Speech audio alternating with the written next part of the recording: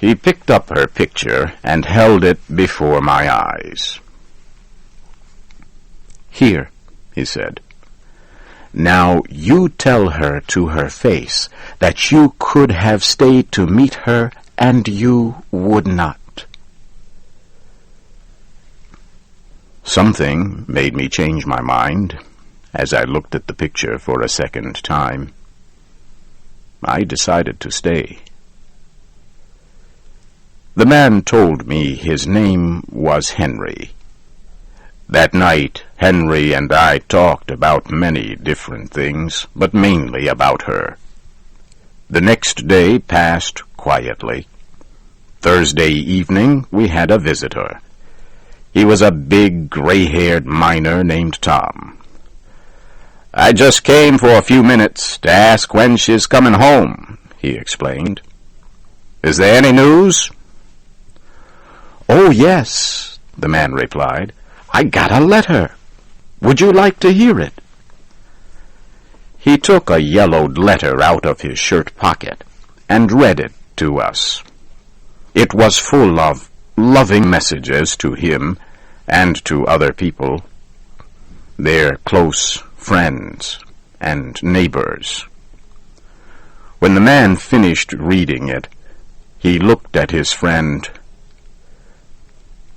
"Oh, no, you are doing it again, Tom. You always cry when I read a letter from her. I'm going to tell her this time." "No, you must not do that, Henry," the gray-haired miner said. "I am getting old, and any little sorrow makes me cry. I really was hoping she would be here tonight." The next day, Friday, another old miner came to visit. He asked to hear the letter. The message in it made him cry, too. "We all miss her so much," he said. Saturday finally came. I found I was looking at my watch very often. Henry noticed this. "You don't think something has happened to her, do you?" he asked me. I smiled and said that I was sure she was just fine. But he did not seem satisfied. I was glad to see his two friends, Tom and Joe, coming down the road as the sun began to set. The old miners were carrying guitars. They also brought flowers and a bottle of whiskey. They put the flowers in vases and began to play some fast and lively songs on their guitars. Henry's friends kept giving him glasses of whiskey, which they made him drink. When I reached for one of the two glasses left on the table, Tom stopped my arm. "Drop that glass and take the other one," he whispered. He gave the remaining glass of whiskey to Henry just as the clock began to strike midnight. Henry emptied the glass. His face grew whiter and whiter. "Boys," he said, "I am feeling sick. I want to lie down." Henry was asleep almost before the words were out of his mouth.